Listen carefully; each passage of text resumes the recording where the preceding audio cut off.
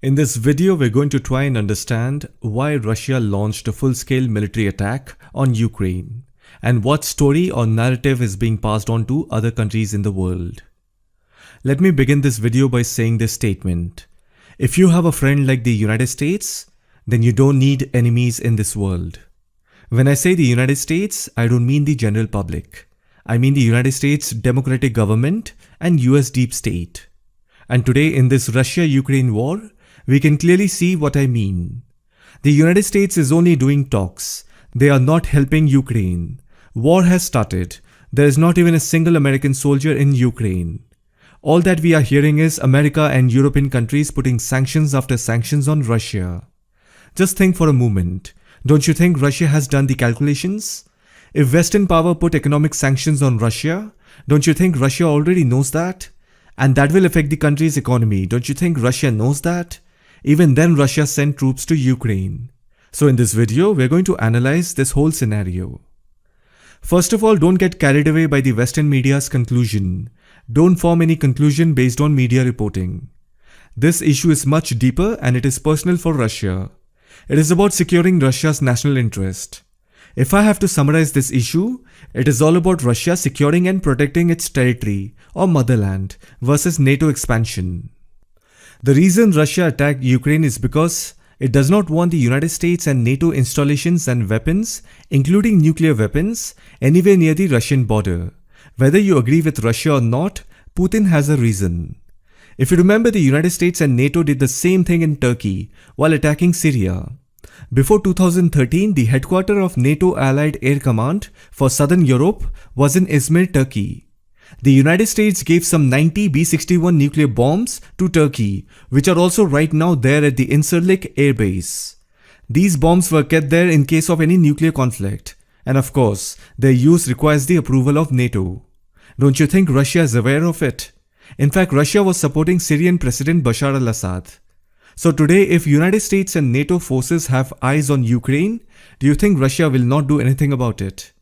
If tomorrow American weaponry arrives in Ukraine, Moscow is 35 minutes away if you want to use Tomahawk rockets. And suppose if you want to use hypersonic missiles, Moscow is just 5 minutes away from Ukraine.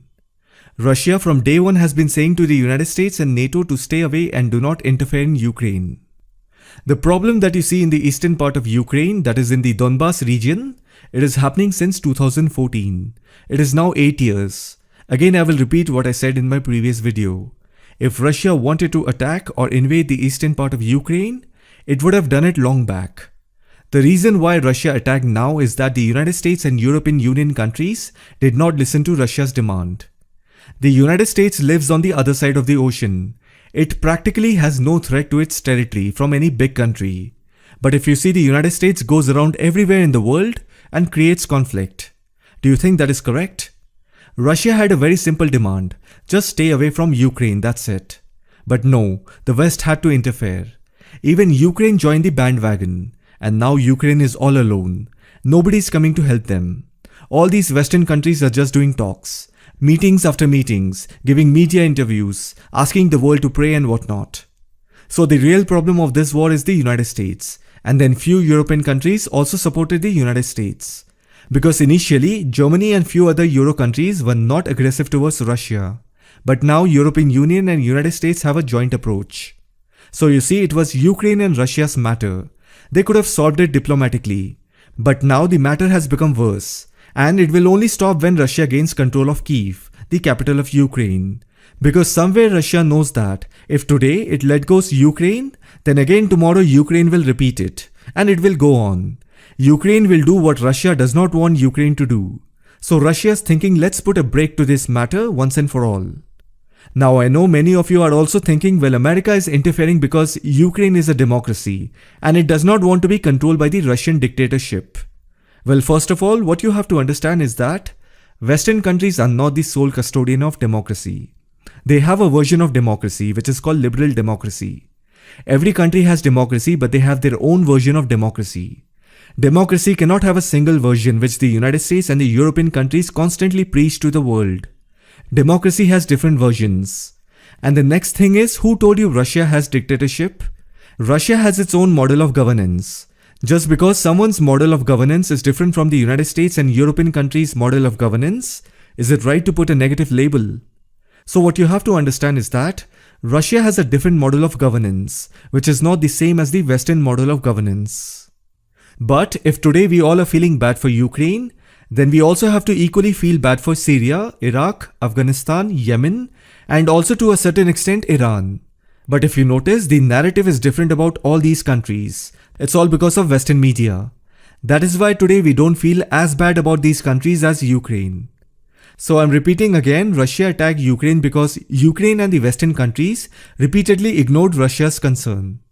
Again, many of you because of Western media also believe that Russia has always interfered in Ukraine's domestic affairs. That is why Ukraine has an inclination towards European countries and the United States. Now my question to you is, do you think if Ukraine allies with the United States and other European countries for support, do you genuinely believe in your heart to heart, do you believe Ukraine can remain sovereign?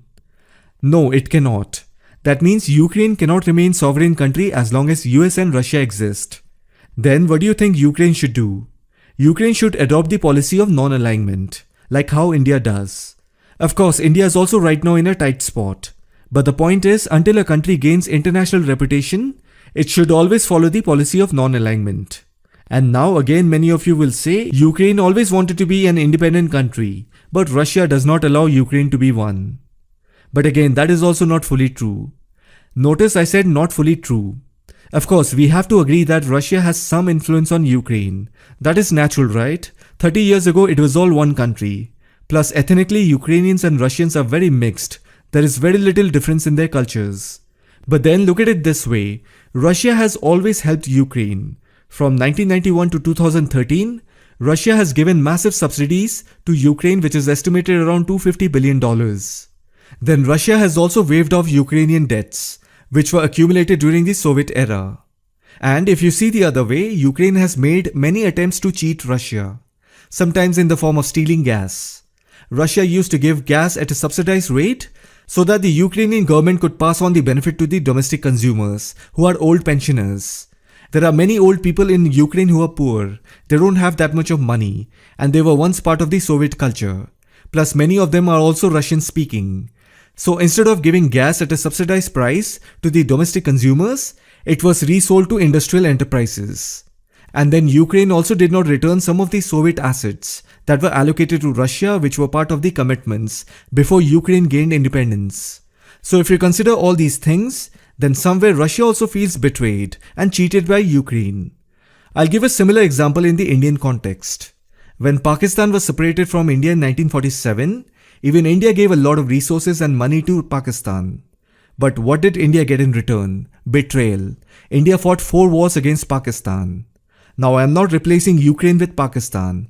I'm just giving you an example to understand when a small country gets separated from a big country and starts working against the parent country's interest, and surprisingly both in Ukraine's and Pakistan's context, it was always the United States.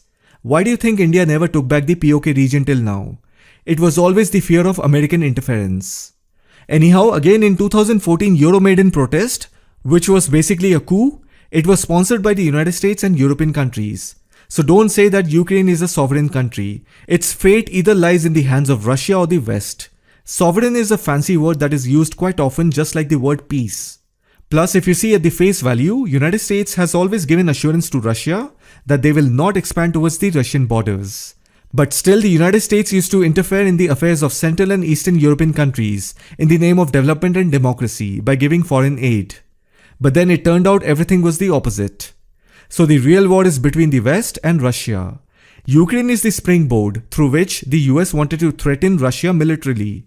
And before anyone knew, Russia attacked Ukraine, and now they are heading to the capital city of Kyiv. What did the United States do apart from talking to the press? They should have helped Ukraine. Sanctions don't help, because sanctions are only good if monitored. There are many channels of doing business, and there is always some country which is willing to trade for cheaper import. Can the West monitor everything in the world? Let me explain to you what sanctions are. Suppose you have a big house, and you tell your child not to step out of the house.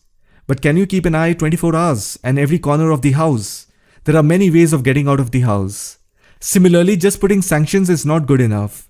You also have to monitor it, and see to it that your sanctions are being followed. There are many channels through which countries can do trade without even letting anyone know. And furthermore, we don't see Russia trembling or breaking any sweat listening to these sanctions. That means Russia has proper plans. And one more thing you also have to understand is that US sanctions will also hurt the European economy. Europe depends on Russia for almost 40% of its energy supply. That is why you see oil prices are all-time high. So I believe Russia is self-dependent. In Hindi we call it Atmanirbhar.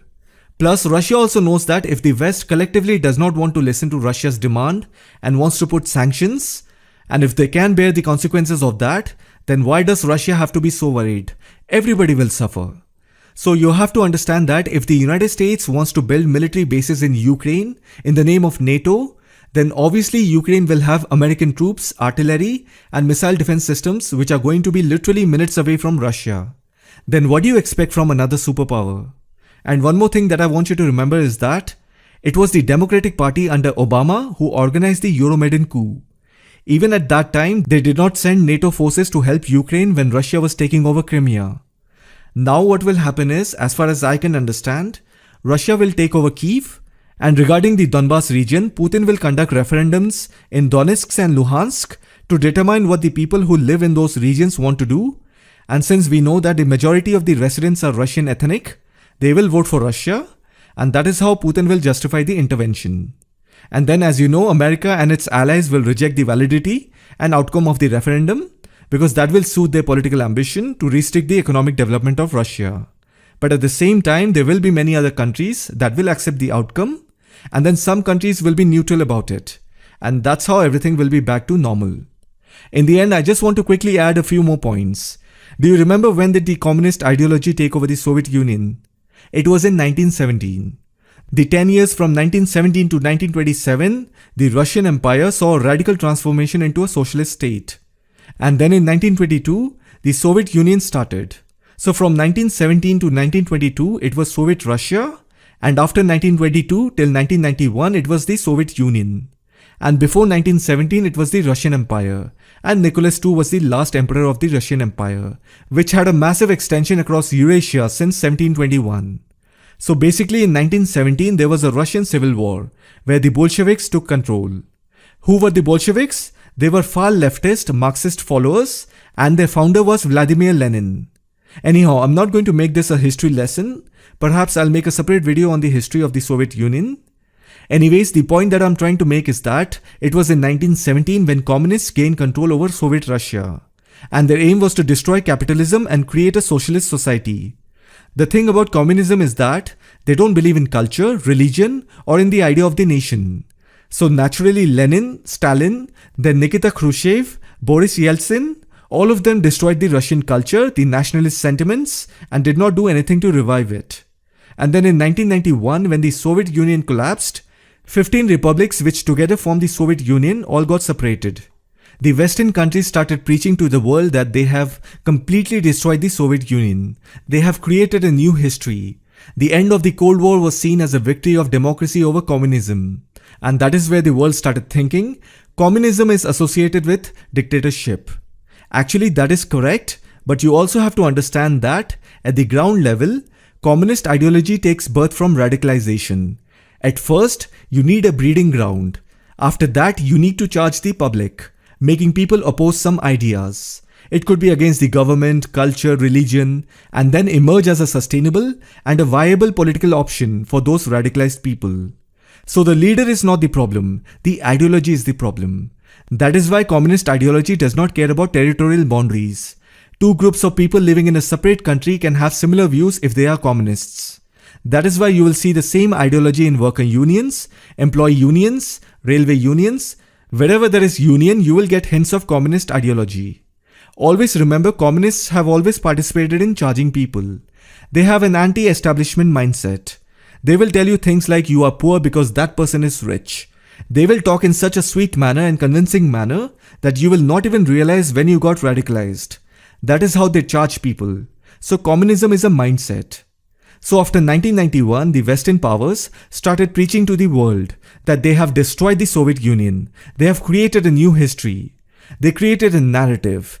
End of Cold War is seen as a victory of democracy over communism. And that is where the world started thinking communism is associated with dictatorship. But what happened was by 1991, communism was out of Russia. As I said, communism is an ideology. It is a mindset. So it left Russia in 1991 after destroying 70 years of Russian culture. But then it moved deep into the Western society and it destroyed their culture, values, everything. That is why you will see that today in the United States, Canada and European countries, there's a huge identity crisis. All of the material progress, their per capita GDP, their democracy, prosperity is of no use. People are neck deep in consumerism, they have gone woke. They don't even respect their elders. All they want is more rights. There is no culture, there are no values, there are no ethics, no feeling of nationalism. Unfortunately, the same Western lifestyle is slowly spreading in India. Anyhow, on the other hand, after 1991, when the Soviet Union collapsed, Boris Yeltsin became the president. Communists have a symbol, if you remember, hammer and sickle. On December 25th, 1991, the communist flag was lowered for the last time over the Kremlin, thereafter replaced by the Russian tricolor. That means Boris Yeltsin became the first president of the Russian state. He was the president till 1999.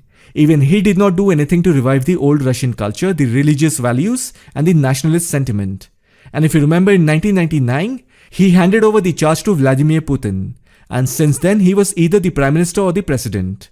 So you can say Vladimir Putin is the first leader in Russia to have revived the old Russian culture, religious values, and national sentiments. And that is how the Western media tries to show Vladimir Putin and Russia as a villain. The Democrats in the United States are actually the communist mindsets.